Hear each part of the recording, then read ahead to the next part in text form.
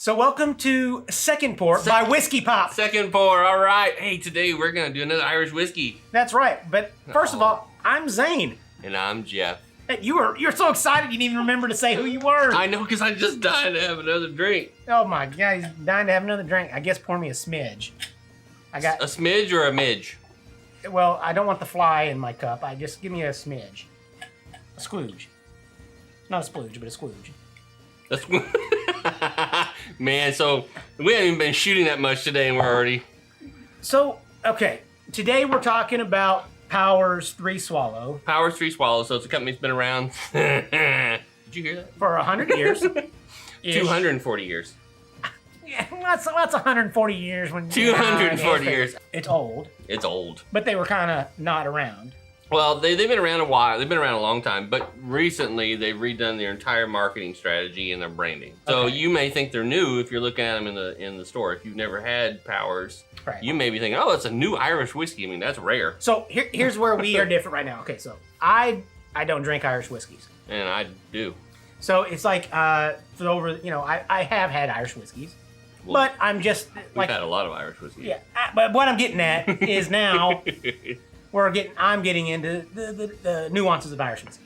Yeah, there's a lot of nuances. So there's lots of things about it I don't know. Oh yeah, like especially this one, right? Yeah, exactly. So teach me, oh wise one. Oh, I will. So first things first, this is interestingly enough, it is an 86.4 proof. Oh, so it's 43.2. It's like water. I know, if you're in the cask strength stuff, 43.2 as far as the ABV goes. So, it is a malted and unmarked malted barley. It's distilled triple distilled. It's a triple distilled. And it's in pot still, so copper pot still. So it's traditional Irish whiskey. What am I supposed to be smelling what are the flavor notes that I'm supposed to be getting? So nosing, right? It says you should get things such as green banana and grapefruit. Green banana. Nutty notes of marzipan. And even some roasted marshmallow, apple, and granola. Or graham cracker, not granola.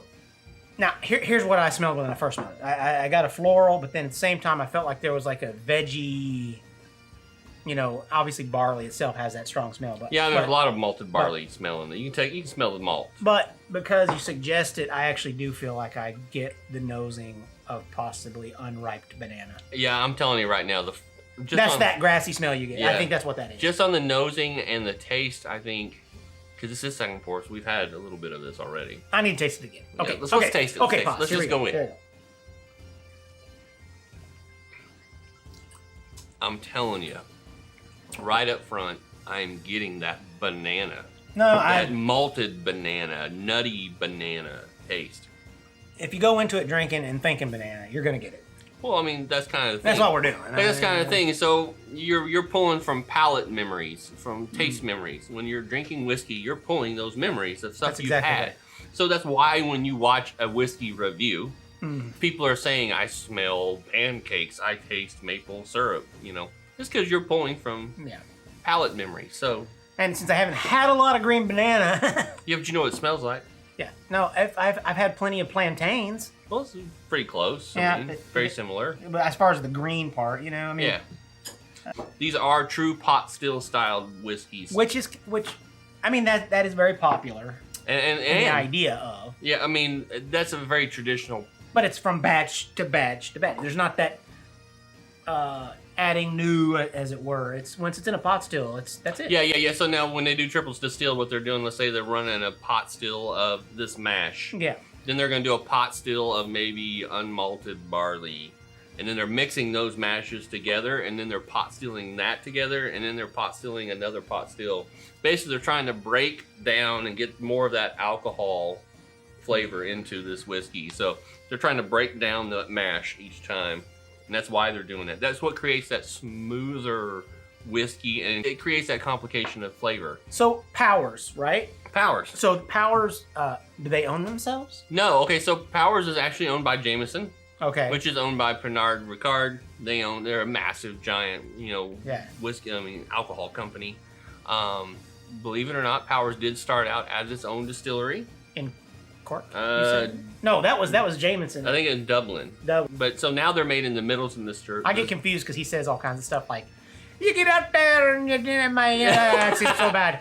My Irish accent is horrible. Yeah, we need It's to more get... Scottish than I can. Yeah, it is. I can do my Scot. You good, just Scot, because that's kind of more like... Scot. But, to all you Irish people out there, I'm sorry. I apologize. Isn't it the same country? Oh my No, they're God. two different countries. Get out of my store. I can't take him out in the public anywhere. Now, I will say, one thing I have found with Irish whiskeys, they are so easy to drink. Yeah, it is.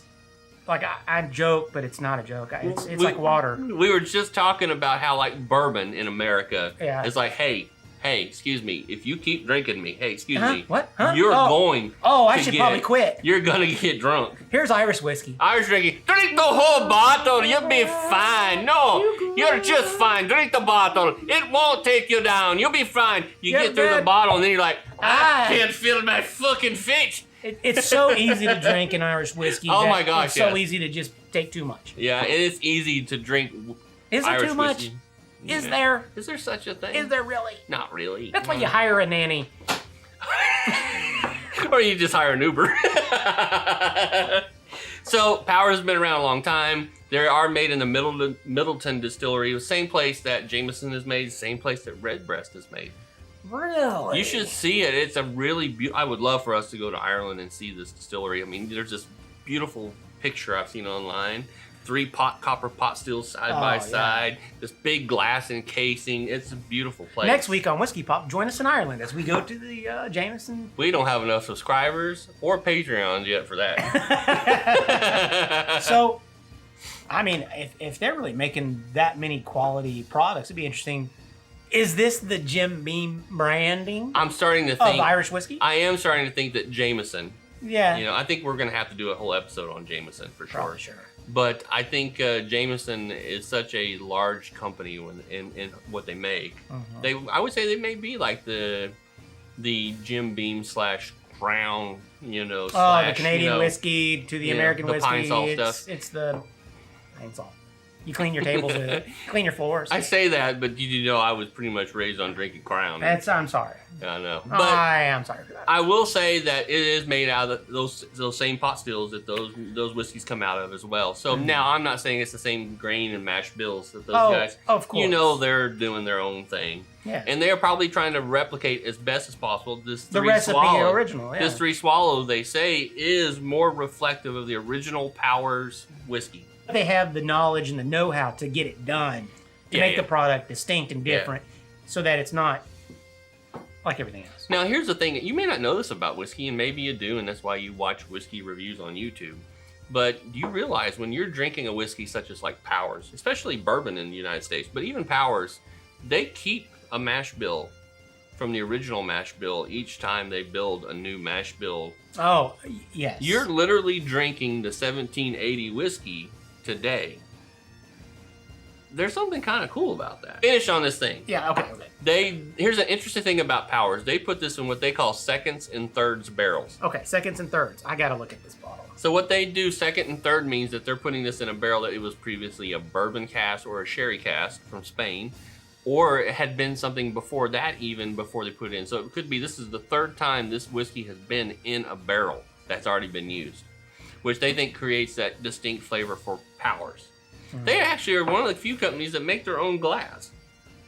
Oh, I didn't know. They make their own drinking glass called the Powers glass, and they think that the middle section of the drink is the best. So the shot glass has got like this 1-inch thick glass, and there's a little bit for the whiskey to go in, and then the rest. So the whiskey sits in the middle of the glass. Now, is that a marketing thing, or does it really make sense? That insults my intelligence. Now, think about it. There are whiskey drinkers who believes that the neck is not the same flavor as the rest of the bottle. But that has some serious... That does, but it also has to do with the fact that whiskey rusts. It oxidizes. That's rusting. That's true, and that has to do with changing the flavors. If it comes... I'm going to drink my whiskey out of a graduated cylinder because it's science. Now, you know well as I do, none of our whiskey has ever sat around long enough to degrade. That's not true.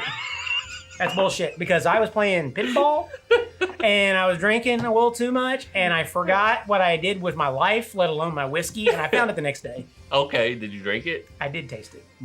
They got a term for that. We're not going to talk about that on whiskey. I will say this much. In whiskey pop territory. Over a day, it's not my fave. You know, I know somebody did a study recently. I'm not going to give them props because they got 40,000 followers and stuff. But if you go out and you do a search, you will find somebody who can tell you if whiskey degrades and how long it degrades. But they're not as cool as we are. They're not as cool. Yeah, so in the meantime, just watch us. Yeah. So I need to know what you think about it. Let's rate this thing, right? Okay. All right. Now, I'm going to be straight up. I really like this whiskey. You really like it? I really do like it. I like it almost as much as I like Redbreast. So, and I give Redbreast a 4-ish, almost a 5, because I really like Redbreast. So I'm going to throw this in the 4 category. I think this is a really good whiskey. It's a 4 for me. I would buy this again. I've already had a third pour. Well, I mean, I'm going to dissect why I'm putting it where I am. Yeah, I want to hear it. All right. I think it's a 2-finger. 2-finger? This boy's had way too much cask strength lately. No, and that's the caveat. It's got the harsh flavors that you get with a heavy barley. Yeah, you take the malt. Yeah. Yeah, So you're talking about the harsh malt. might not be the right term, but it's that malted taste, punch you kind of taste. Yeah, I hear you. And but I don't feel like it has the satisfying bite to my tastes that I want to get out of other things. That's why I've been drinking that Redbreast 12-year cask strength. That's pretty strong. That is my jam. Yeah. Now I would say, and what you're saying is, I think you're right. It's my problem. Yeah. This is way better whiskey than a 2-finger. To be honest. See? It really is. I'm just saying, for me personally, I don't think I'm gonna go this route. But it's pretty damn good. Pretty good.